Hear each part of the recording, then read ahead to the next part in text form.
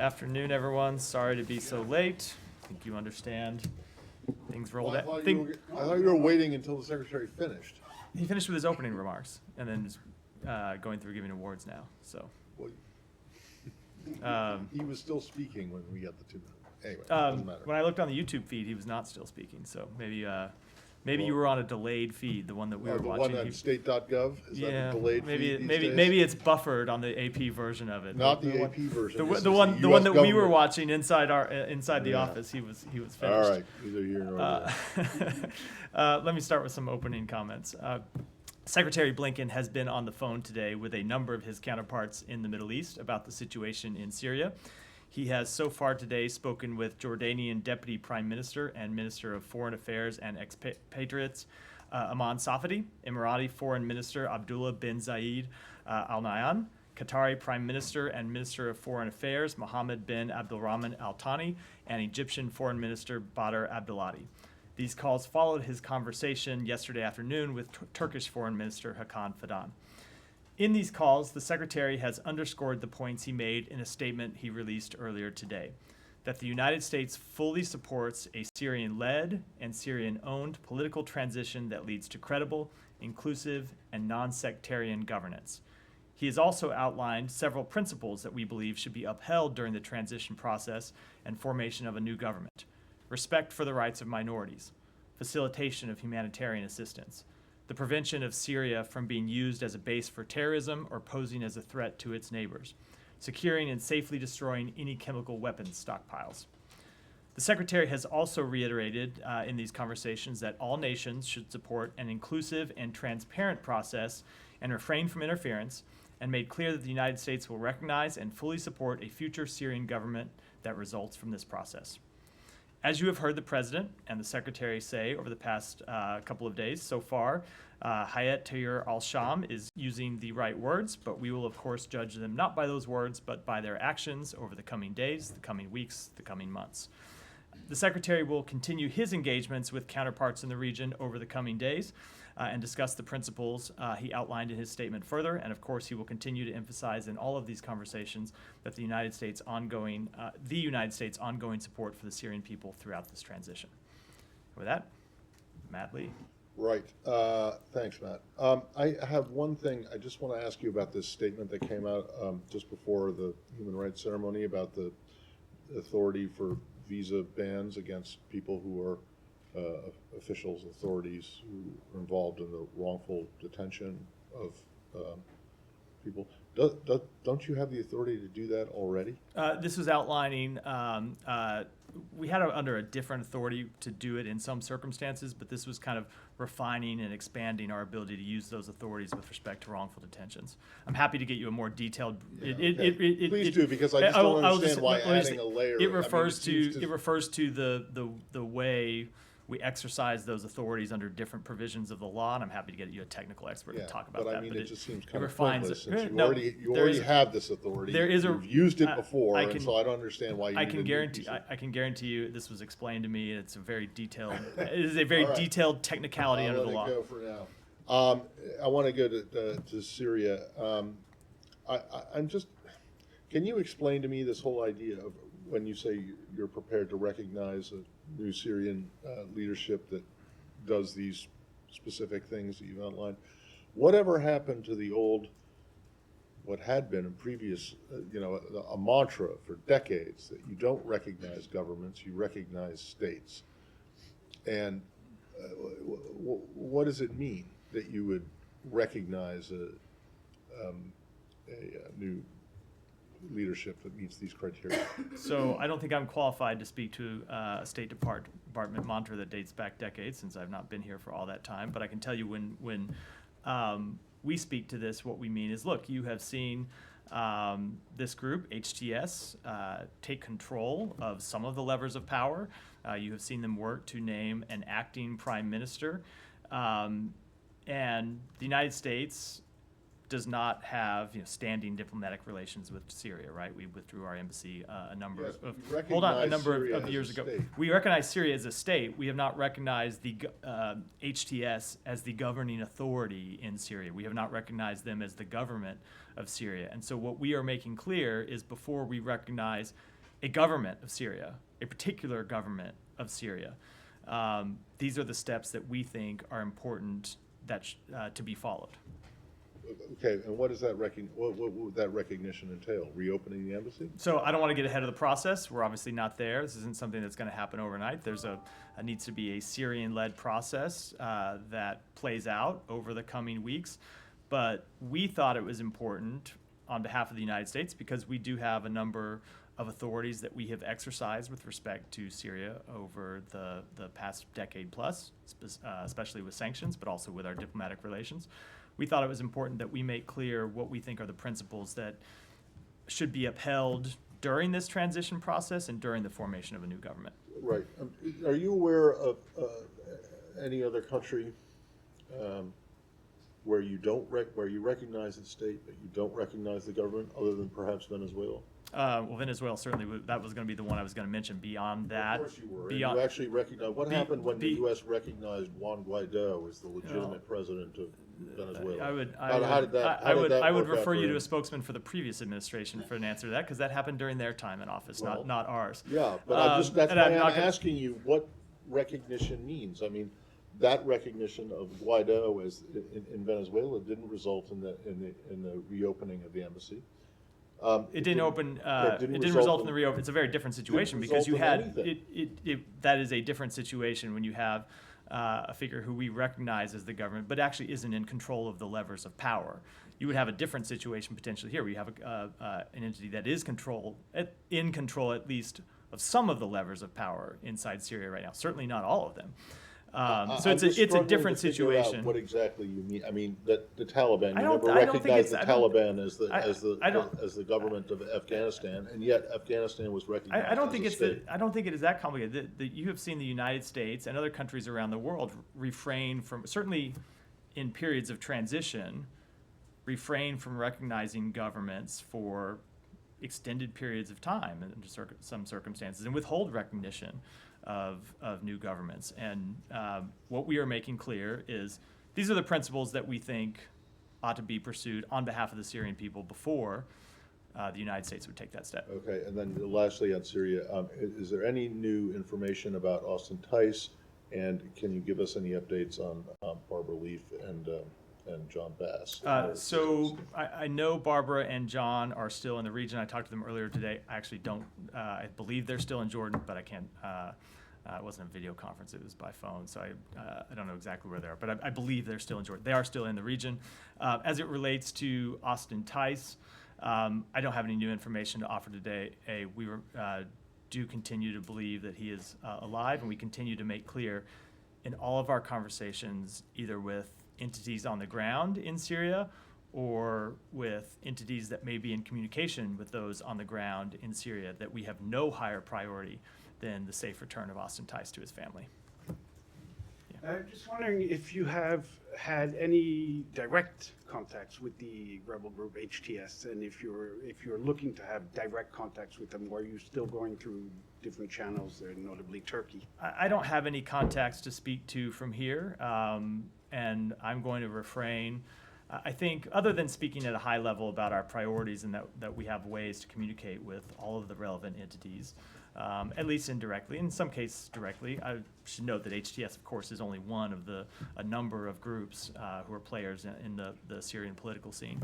I'm not going to speak to them in detail from here. We have the ability to get messages to every one of the relevant groups inside Syria and let them know what our priorities are. And you've seen the political principles that we released today that we think ought to guide the transition process and formation of a new government. But we have, of course, other priorities as well: the return of Austin Tice, ensuring that ISIS can't use this opportunity to seize new territory and launch attacks on American interests, preventing the conflict from spilling over beyond the borders of Syria to neighboring countries. We have the ability to make those those concerns known to all of the groups, but I'm not going to speak to individual contacts. But can you say that you're looking to have direct contacts with what you actually, is designated as a terrorist group? So just to confirm one thing I spoke to yesterday, there is no legal barrier to us speaking to a designated terrorist group. We have the authority to do that under U.S. law. That said, I'm just not going to get into individual conversations. We have made clear, I'll leave it at this. We have made clear to all the relevant parties inside Syria what our priorities are, both in the immediate term and what our priorities are over the intermediate term for the transition process and the formation of a new government. Now, just a question. The Secretary called for an inclusive process, non-sectarian, protecting minorities, pretty high, ambitious goals. How do you plan to use your leverage as the United States to get those effectively done and have the rebels group form a government that is respecting those criteria? Let me speak to this really in three buckets. First of all, is just to say that it is important. I will get to the question about U.S.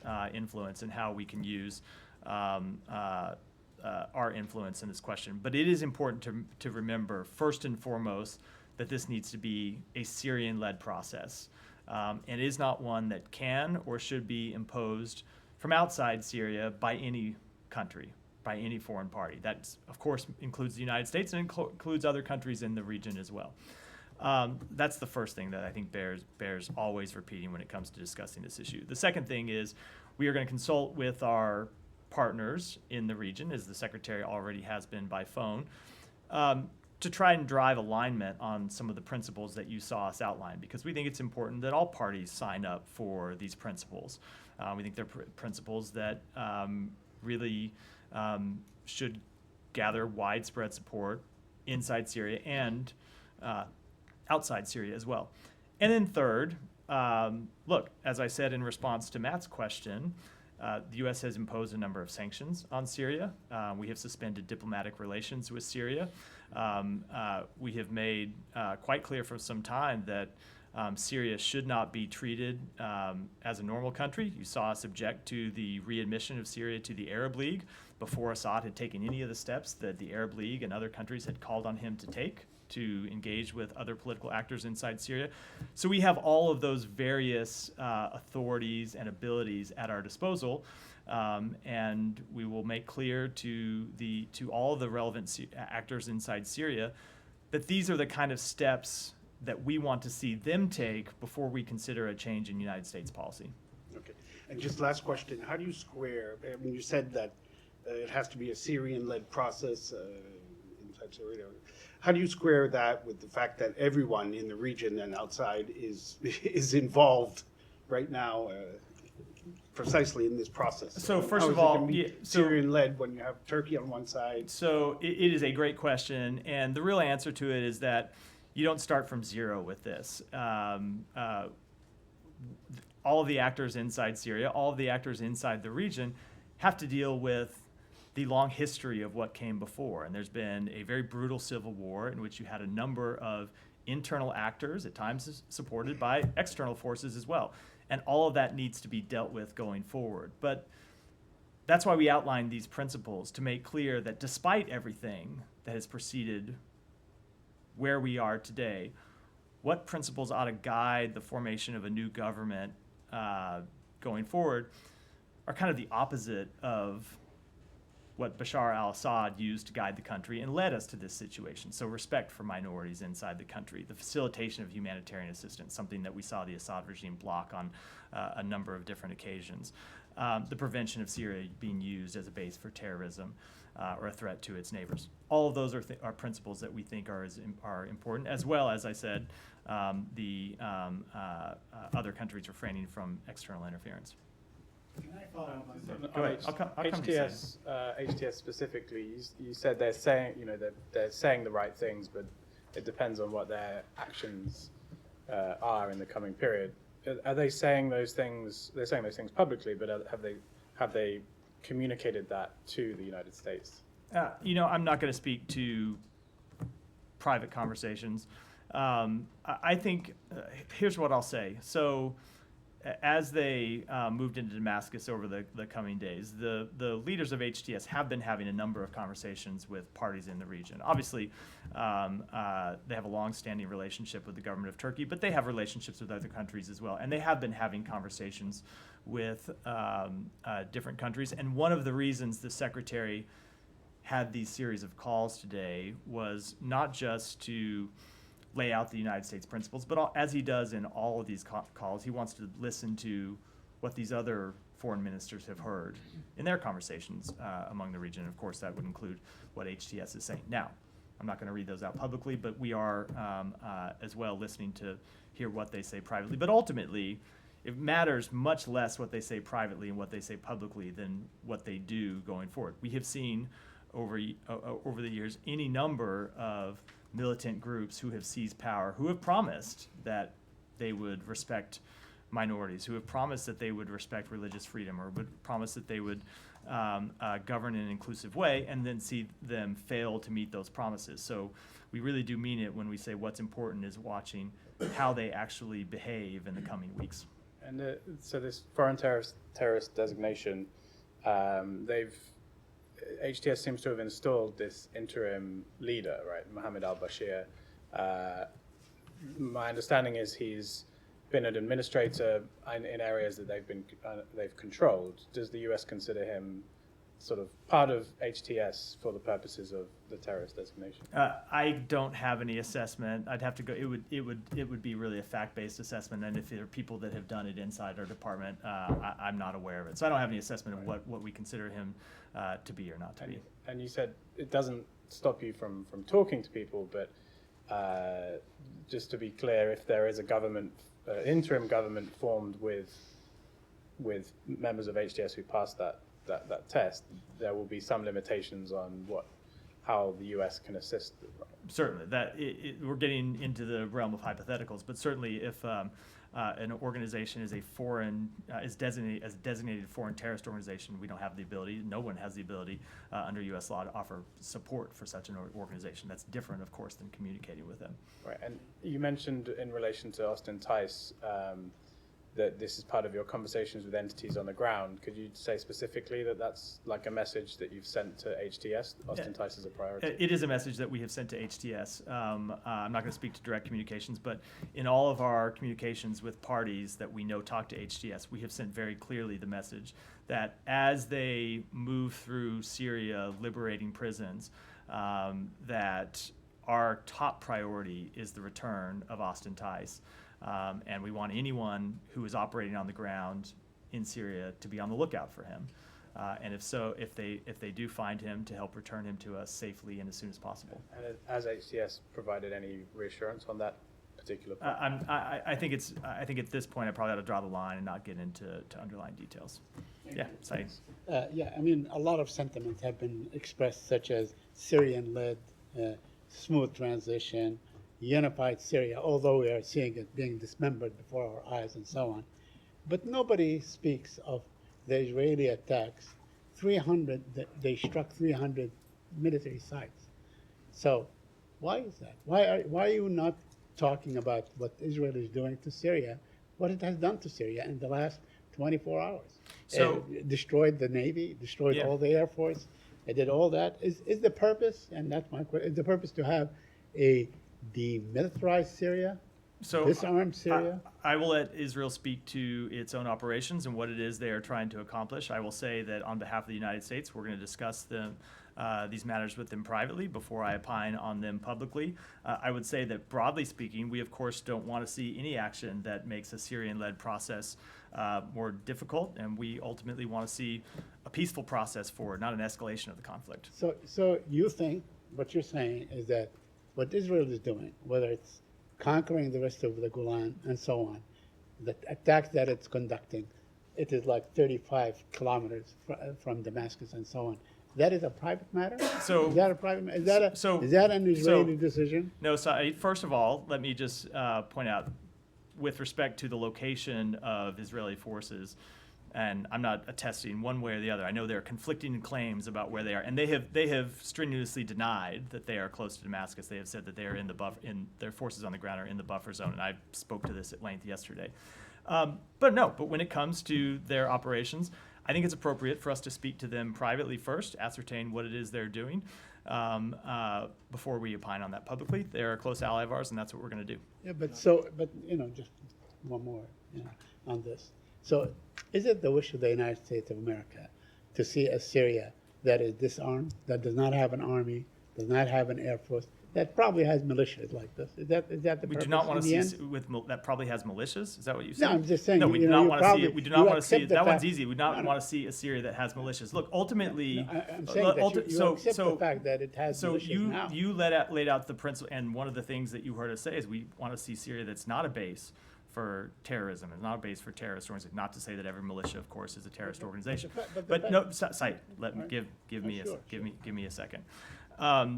We have outlined the principles that we think ought to guide Syria as it goes forward. Beyond that, these are questions for the Syrian people to have to answer as it relates to what type of government they are going to form, what type of military they are going to maintain. And when it comes to the actions that Israel has taken over the past 24 hours, like I said, let us have these conversations with them privately. I know that this is obviously not our last press briefing that we are going to hold in the Department of State. We will have more to say at a later time. Last question on this point. Would you call from this podium or any other podium on Israel to cease and desist from its military attacks on Syria? Saeed, this is basically the same question you asked me in another Yeah, I form. understand, because you're not Saeed, answering let me answer the question. You ask the same question, you are going to get the same answer. That's how it's going to go. I do think it's appropriate this time for us to have that conversation with them, find out what it is actually that they are trying to accomplish, and then after we have done that, we will certainly have more to say. Okay. You said you wanted to talk to the Israeli privately, but Netanyahu himself said that we have destroyed 70 to 80% of the Syrian army assets. So that will set the military capabilities of the new government to decades to come. So how are they supposed to defend themselves if they have a chance to become a sovereign, stable region power in the region? First of all, my position on this has not changed from 30 seconds ago when Saeed asked the underlying question. No, Saeed, Nadia, let me just Now, please, I want to explain how it did change. Nadia, please let me finish before I swear to you I will not interrupt the question if you pay me the same respect to not interrupt my answer. So I'm just not going to speak to an operation that we haven't had the ability to have an in-depth discussion with them about yet. I think that's appropriate. We want to learn more about what they were trying to do. We want to learn more about the facts, and then we'll certainly have more to say about it. Look, when it comes to the provision of weapons inside Syria, I don't think that one of the challenges facing people inside Syria right now is a shortage of weapons. Inside Syria, if you look at what the civil war of the last 13 years now, if anything, there has been a surplus of weapons and munition on the ground in Syria. But that said, to respond to your question, I think it's appropriate that we take our time and assess this and have more before we have more to say. Okay. In the statement that the Secretary released this morning, it says that they're calling on the transitional government to secure both chemical and biological weapons. So how are these people, who are they he's calling on? How are these people who haven't even formed a government, how are they going to are they supposed to secure these weapons? And second, would you entertain that in this case, like a UN team mandated by the Security Council will go to Syria and secure these weapons? So a few things about that.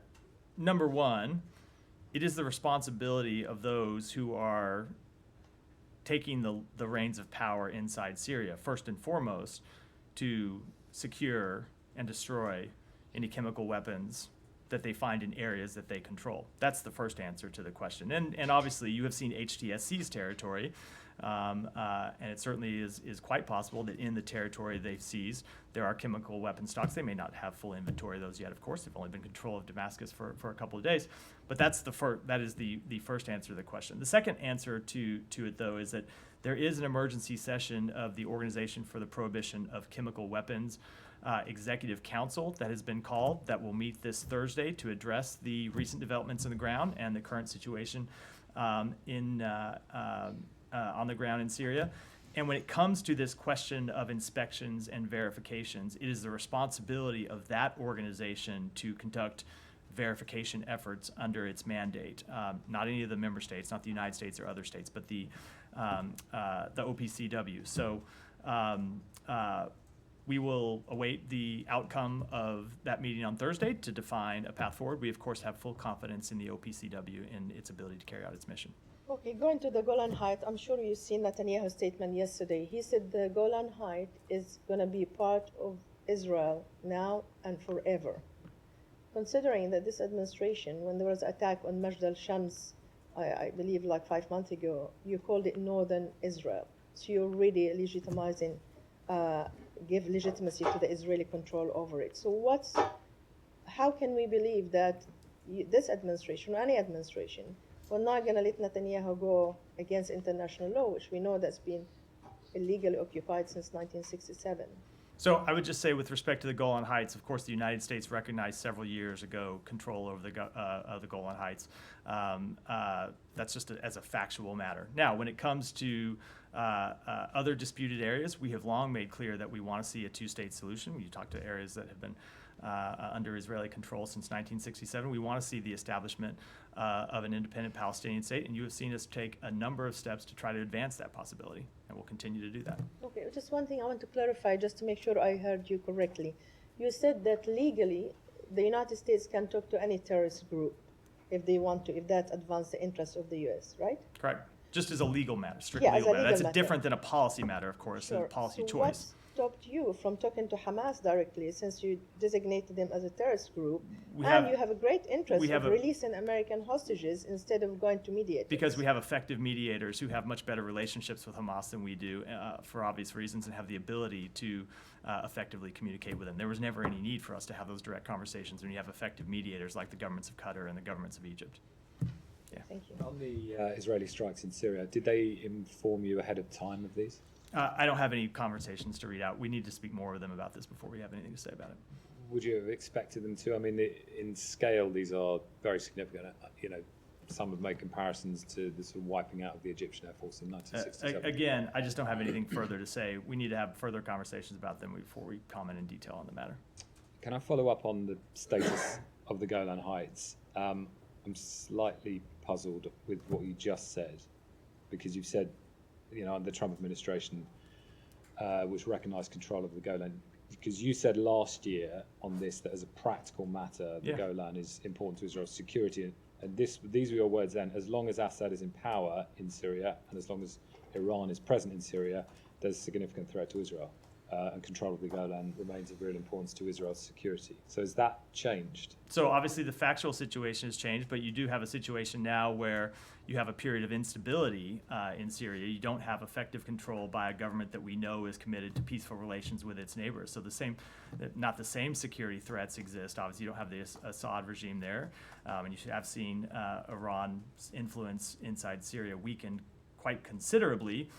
But there still is a security threat. That is a practical matter, which is what I was saying has not changed. But this isn't. What's the legal determination of the State Department? Do you recognise as a legal matter Israel's control over the Golan? So that is a decision that was made by the previous administration to recognize the Golan Heights as part of Israel, and there has not been a carry-on legal determination made, or I'd say contradictory legal determination has been made in the years since. With regards to the disengagement zone, I know there's some confusion about whether or not the Israelis have gone even beyond the buffer zone, the disengagement zone, further into Syria. But I mean, there's a chorus of disapproval of this. I mean, the UNDOF, the Secretary General's spokesman, has told them to stop. UNDOF informed them ahead of time it would be a violation of the 1974 agreement.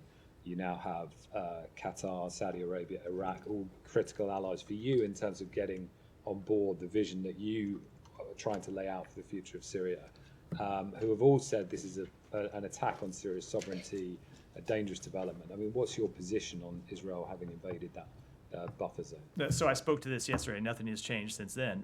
What precipitated their move into the buffer zone was the withdrawal of the Syrian armed forces, which, as I said yesterday, creates potentially a vacuum that could be filled by any one of the numerous terrorist organizations that continue to operate inside Syria that have sworn to the destruction of the state of Israel. Israel has said that they deployed their forces into the buffer zone temporarily to prevent such a threat from emerging against the state of Israel and against Israeli civilians. Ultimately, we want to see the 1974 agreement upheld. I mean, do you not worry this just further erodes the importance and value of international law? I think it's important that the step that they have taken has remained temporary. Okay, and I mean, on those Golan, I mean, the Golan Heights, the occupied Golan Heights is absolutely littered with the remnants of Syrian villages, of homes from 1967 and demolitions that took place. I mean, many, many thousands of people were expelled or forced to flee. Many of those people will be looking at, what's going on now. You talk about a Syrian process, a Syrian-led future for the people of Syria. I mean, those people had homes and villages back in the occupied Golan Heights. What should they be thinking now? What's the US saying to them? So I think, Tom, with any number of questions about where things might go in the future, we need to step back and realize that we are 2 days now, 2.5 days since the fall of the regime. And before we start making grand pronouncements about how things are going to proceed in the future, it's important to remember that we are in early days. We are just beginning to have conversations with partners in the region about the path forward and trying to get partners to align around principles that we think are important. And we have not yet seen the Syrian people have the ability to make their voices heard. So before we start to get into too far down the road, I think it's important to let the process play out a little bit further. I just say that, I mean, you talk about pronouncements, but they will say you've already made a pronouncement about the occupied Golan Heights because you've said you recognize Israel's presence there. This is an action that was taken by the government of the United States years ago with respect to anything over the last few days. I think it's important to let the dust settle a little bit. Yeah. Just on the OPCW meeting that you mentioned, that's going to be on Thursday. Yeah. This may not be a question for you, but does the United States believe that Syria remains a member in good standing of the OPCW? And whether it does or not, will they be represented there? So And it really- if so, by whom? That really is a question for the OPCW. It's hard for me to imagine that a country that has used chemical weapons on its own country remains a member in good standing, whether there's some technical membership or not. Well, I don't have they joined in 2013 after the deal that was brokered between John Kerry and Lavrov. My point remains, whether they were formally expelled from that, I do not No, know. I mean, It's a they question are for the still, OPCW. but do you think that they should be represented? Or that they should have a representative? I'd have to take that back. And so we're at the position where you're in a transition. I don't know who the representative would even be. I'd have to take that back and consult with others. So you wouldn't have a problem if the OPCW... That's not at all what I said. I said No, no, no, hold on, I said I need to take let it me back and finish consult it. with others. Okay. You're right. I'm sorry. I apologize for interrupting your question. I just want to know if you're okay with the OPCW having a meeting, an emergency meeting about the chemical weapons in Syria, at which Syria is not represented. I need to take that back and consult with our experts on the OPCW here, of which I am not one. Yeah. Go ahead. So the secretary has given his plan or outline of what they would like to see from the Biden administration. How that goes in hand with the plan that the UN might see in the region, how you're coordinating, especially right now with the meetings happening in the Security Council, most of them closed door, because that will bring China and Russia within the conversation. So these are principles that we have outlined that we think every country ought to be able to support. Now, we're not blind to the fact that Russia has pursued a very different vision when it comes to Syria over the past 13 years. But we will outline these principles in all of our diplomatic engagements, both in the region and in our conversations with our colleagues on the Security Council and other colleagues at the United Nations in New York, as well as UN personnel who operate inside the region. And those will be conversations we'll continue to have over the coming days. In terms of the situation in the region, is the United States worried that because of the diminition of Hezbollah, the situation that is happening in Syria now, the fall of Assad, Iran will feel more motivated to try to pursue their nuclear program and try to accelerate it?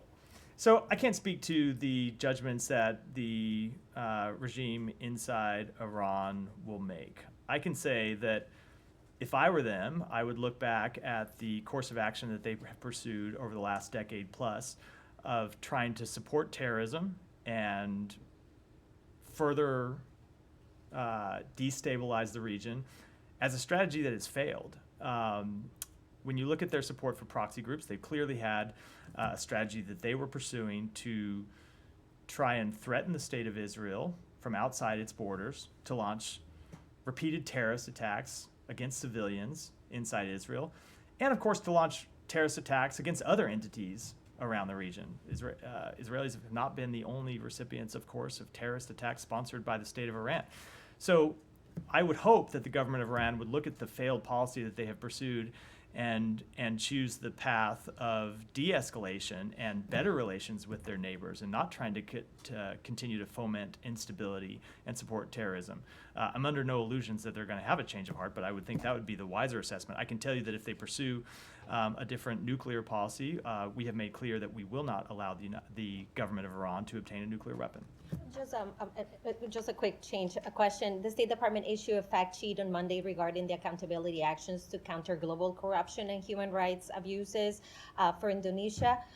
So can you outline the steps that State Department is generally taking in response to human rights violators from Indonesia? So I'd have to take that back to get you anything more specifically as it goes to Indonesia. I know that we detailed some of the actions in the statement that we put out. I can tell you that we have made clear around the world that the fight against corruption and the promotion of human rights is a top priority for the United States, and it will continue to be. But with respect to specific actions inside Indonesia, I'd have to get you a more detailed answer.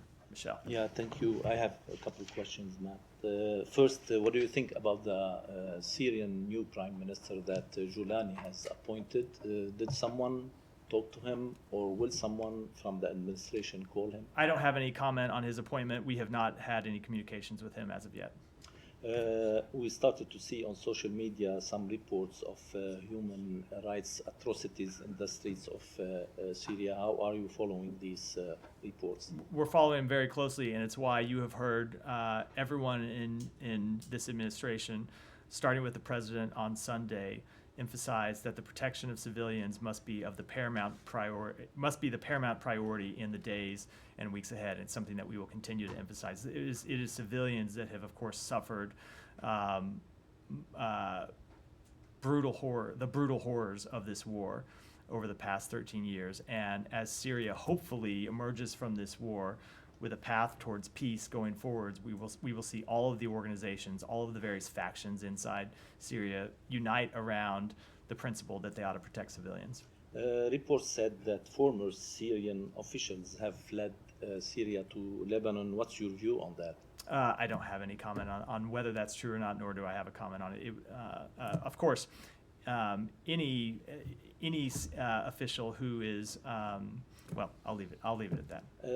Do you have any updates on the Russian presence in Syria, and did the U.S. help Russia evacuate their positions in Hasaka and other areas in Syria? I am not aware of any assistance by the United States to Russia, and I don't have any assessment of the current disposition of their military capabilities inside. And finally, is the U.S. planning to reopen the U.S. embassy in Damascus? So it's not something we have immediate plans to do, but we have made clear the steps that we want to see the government of Syria take. And as the Secretary said in his statement, should we see a process that follows those principles, we are prepared to recognize a Syrian government that does so. And of course, that is the opening of an embassy is the type of step that would follow such a recognition. Thank you.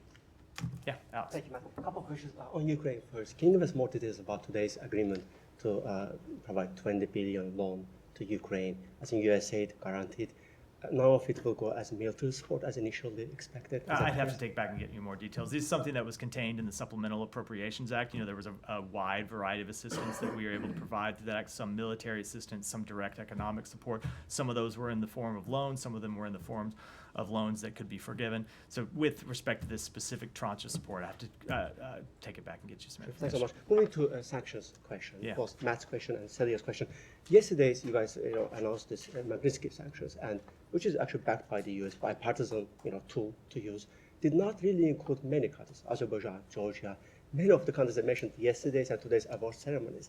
And today you're announcing, as Matt mentioned, the new policy that will establish a new set of visa restrictions. What is your strategy here? You guys are just going to leave in a couple of weeks, hand it to the next administration. Why not using what you already have in hand and supported by both parties and the Congress? We are using the tools that we have available to us that are supported by both parties, and we also, when we find it appropriate, are developing new tools that we can use, both in the time that's left for this administration and potentially to the successor administration. And I know you don't want to talk about preview sanctions that you have not announced yet, but I want to ask you about a decision that you have not made on Ukraine, on Georgia.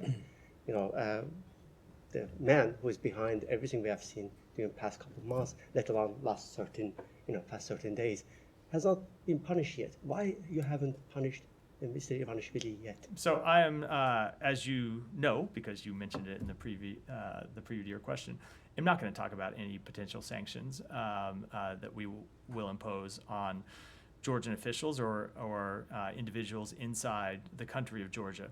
We have made clear that we have deep concern with the change in direction that the government of Georgia has taken. You saw a statement from the secretary last week where he made clear that we are going to use all of the tools at our disposal to hold Georgia accountable for those steps, including rolling out new sanctions. As to what those are and who they will target, you're going to have to wait till we announce them, Alex. So You're going to have to wait till we announce them. on Azerbaijan, thanks so much. On Azerbaijan, the secretary today addressed the case of Rifat Safarov. Vedant also last week mentioned his case. Gentleman was supposed to be here for today's award ceremony, got arrested. But there are multiple arrests that have been taking place since last week. Maidan TV reporters, like 6 new journalists, have been arrested, and then leading Azerbaijan analysts and civil rights activists also got arrested on Sunday.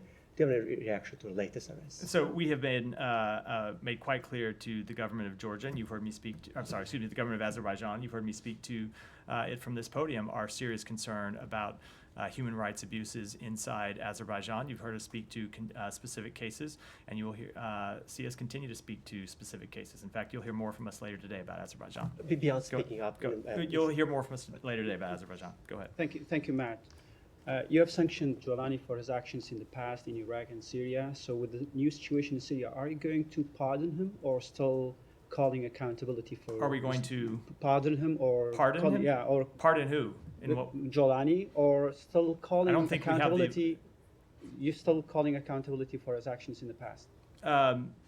So we of course support accountability, but when it comes to moving forward, we are going to judge all of the parties in Syria by their actions in the past, but also the actions that they take in the coming weeks and days. Okay. And one more question on Northeast Syria. Democratic Autonomous Administration in Northeast Syria stated that a Turkish aircraft targeted Tishrin Dam in Manbij today, so which led the dam out of service and threatening the area with flooding. The administration is calling you and the international coalition to intervene urgently to prevent a humanitarian catastrophe. First, what's your position on the attacking on the civil and also the civilian facilities in Northeast Syria? And secondly, how do you respond to this call from autonomous administration in Northeast Syria? So I will just make clear our position, and it's what we have been engaged in diplomatic channels as well as military channels over the past few days, which is we have focused on ensuring the safety and security of respective military forces in northern Syria to ensure that there are no friendly fire incidents. We have long-standing channels set up to do that, and we have made clear to all the relevant parties that what we want to see is no direct conflict between the multitude of armed groups in various parts of the country. We want them all to respect civilians in the areas in which they operate, and we're making that clear to all of the parties. Has the Secretary Blinken touched that issue with his Turkish counterpart yesterday in the phone? I'm not beyond the broad strokes I gave at the opening of Have the. you been of the- clear hold- to hold- hold, this is real. Let me finish. But beyond the broad strokes I gave at the opening of the briefing, I'm not going to get into Have private you been diplomatic clear to conversations. Turkey about this issue? We have made clear our principles to all of the parties that with whom we discuss these matters. Go ahead. Thank you very much. For inclusive government in Syria, so how differently this time you will engage with HTS along with your partners and allies, as you have very failed experience with inclusive government in Afghanistan, and with that, what is fair reason you have to believe such type of violent extremist groups? Those have very clear sectarian mindset with them. They will lead our nation. They have ability to govern a country. Look, it's certainly clear that all of the groups inside Syria have different motivations, have different interests, a number of them have very different ideologies, and what we hope that they will all, or what we think they should all come together around, is a peaceful path forward for the Syrian people that respects the various factions and their beliefs and ideologies about how the country ought to move forward. And that's the process that we want to see play out in the coming weeks. And one on Ambassador Lu recent visit to South Asia. He visited India and Nepal. This is second visit from these 3 months, consecutive 3 months, and we know administration is going to complete its tenure. It is believed these are concluding visits. So from last visit he excluded Pakistan. This visit he excluded Bangladesh and Pakistan again. So reason what both countries people believe is that criticism, that is news outlets reporting that there is some involvement. That his views are what? I'm sorry, I missed that. Ambassador Lu involvement in toppling of the government or something like that. So just on policy matters, so you change things with the Bangladesh and Pakistan with your diplomatic level. I'm not sure I understand the question. So with the end of this administration, you clearly downgraded your diplomatic relations. That is very visible from this visit. We very clearly what? Diplomatic relations with Bangladesh and Pakistan. Of course we have diplomatic relations with Bangladesh and But Pakistan. downgraded with the visits like high official is not visiting Bangladesh and Pakistan. So the assistant secretary for is in fact an extremely senior official of the United States government, the one with primary responsibility for that area. And you have seen Secretary Blinken meet with the acting prime minister of Bangladesh in recent months, and you have seen him meet with senior Pakistani officials. It's very much a priority for this administration. Go ahead. Thank you very much. Thank you very much. Today is a death anniversary of a journalist from Pakistan, without whom the journalism history of Pakistan is not complete. His name is Rahmat Shah Afridi, and he was my dad. So my first question is that he stood up against martial law in Pakistan when he started the newspaper. Yesterday, Michael Kugelman and Al Jazeera reported in this past 3 days that there is complete cyber martial law in Pakistan, and Pakistan has complete corrupt leaders who have brought in as a regime. Your thoughts on that? So I didn't see that report, but of course we have made clear for some time our position when it comes to Pakistan, which is what we want to see the rule of law upheld. Today, this member of parliament, Ms. Shandana Gulzar, has stated in a briefing, her dad was parliamentarian as well.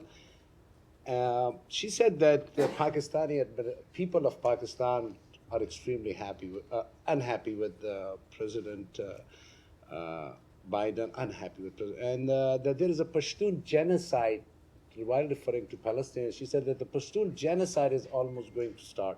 I've mentioned to you this Pashtun, this is very, in tribal areas the Pashtuns are getting killed, in political rallies Pashtuns are getting killed.